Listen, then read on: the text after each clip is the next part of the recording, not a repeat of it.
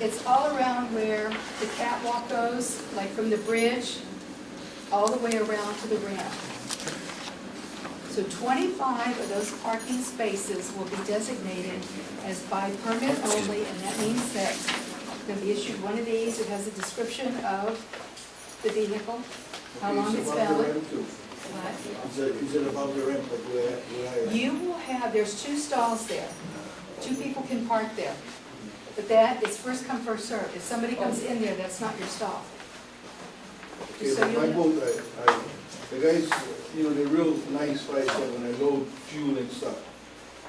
If the right people are there, then they'll move the vehicle. Other than that, you know. Yeah, well, like today when you came in, there were 3 vehicles next to you. They will not be able to park there because we have a water line that goes there. And we're concerned that that is going to cause undue pressure on that water line.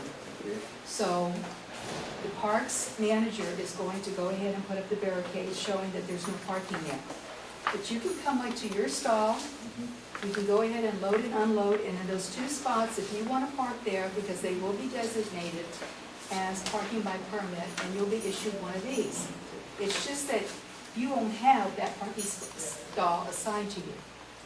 It won't be No. assigned to me. First, if someone else comes along and parks there, he'll be able to park. And then as far as tents and stuff that go up or whatever. okay, we talked about that today also. There are no tents. Yeah, what you seen today is beautiful. Yeah. What you seen today is very beautiful. Well, I met with, what was it, about 7 people? There were about 7 people that met us there.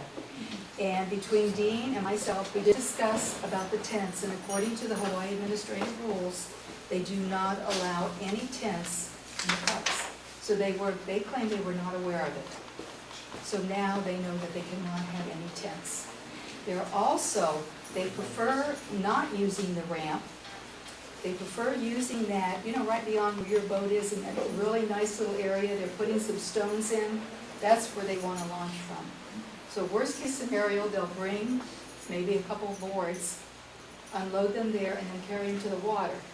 Now, we've also talked to the gentleman that owns a stand-up paddling shop.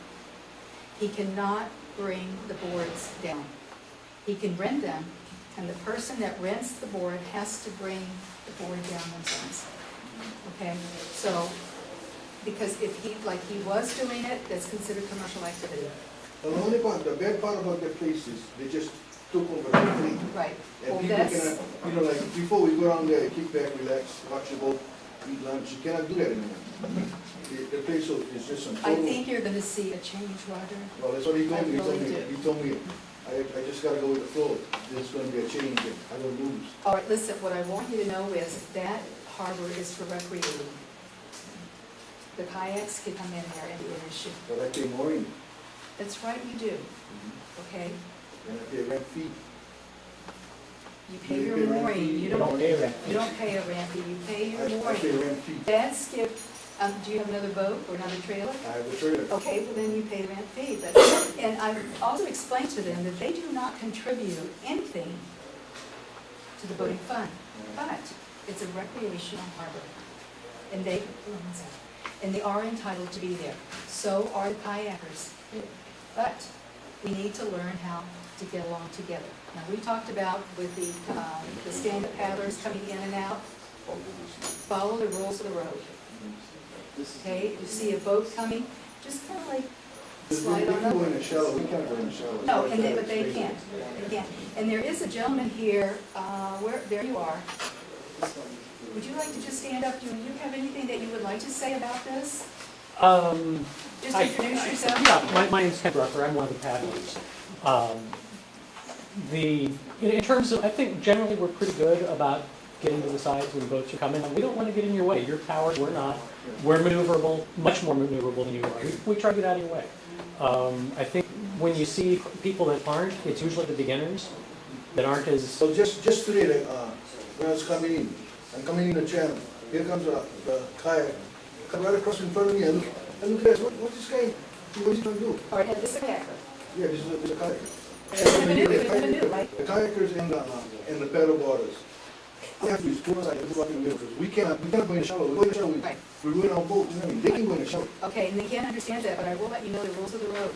Because of the restricted maneuverability, they do have the right of way. He does. No, it's not. He's restricted. He is restricted. He can slow down, he can stop. Okay, these people are just using guns. The rules say that he is in a restricted channel, and he has to maintain his course and speed. They have to move out of the way. That's the rule.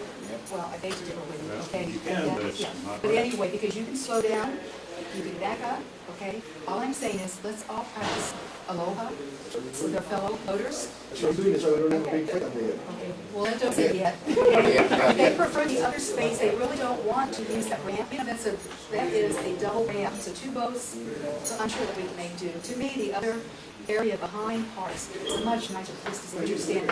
Why don't they go with your stick buck, it's a nice one. Well, you suggested that also, okay? And you could probably maybe put the tent around where the canoes are, because you cannot put it in the state park, that's the county park. They don't want to use Milo and this one, but they don't have water sources. That's not the water sources close enough for them. Are they paying for the water? No, not right now. Right now, we have an issue going with the Coast Guard, and if it is deemed that they are vessels, then they will have to have life jackets, and they will have to have a whistle. But you're right, they don't contribute anything, okay? That's what we know. No, and I understand that, and I'm not ignoring it. Well, my concern is the trees have been overgrown into the heart, the ramp area. It's very difficult to avoid somebody in the water, Because once you can reverse or whatever, but the trees, I think they broke in my antenna once. Okay, you're talking about across from the ramp. Yeah. Okay, we talked about that But today. I'm saying, what you're saying, the channel is really restricted. You can't maneuver. You have a big enough boat like this, you're gonna have a hard time Listen, maneuvering. I've seen this guy maneuver. Yeah. You're talking about a real boater here. Okay, getting back to the trees. Skip paddlers are taking it upon themselves to go and trim back all of those trees, because that's where they want to stay. They want to stay as close to the edge as they possibly can. Okay, so those trees will be taken care of. Well, I was getting to my point is that twice already I come into the ramp and there's kids swimming and it's their kids swimming or the paddle boarders, the beginners on the ramp area, so I cannot go. I had to avoid one of the kids that damaged my boat. Well, thanks, man. I'm not talking to you. All right. Once I had to do a stop, a honk my horn for 2 minutes before the guys came and picked up a 2 little kid clean on the ramp. All right, let me ask you this. Yeah. Do you want me to put up no swimming signs? There is no swimming sign there. Okay. It's all faded out. Okay. I talked to those here, they're not going to cross it. Why not? They said, until something happens. Yeah. Too soon to get hurt. Yeah, they said until something happens, then we're gonna do something. It's too late. All the kids, they're sitting on that tent, sitting down and watching. Yeah. The other lady, just hold it on for the kid, no matter what, come to the jail. Take her to ran right in front of the guy, stop the boat, stop the boat.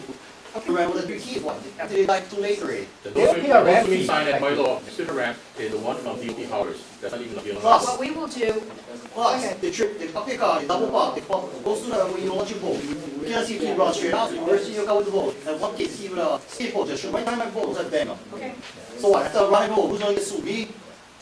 but we're trying to keep that from happening. I can see why they don't put the upside ramp in a motor fishermen.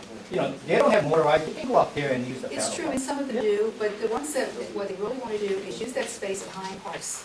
They don't want to even use the ramp, okay? But what we will do, we'll put up no swimming signs inside the rule.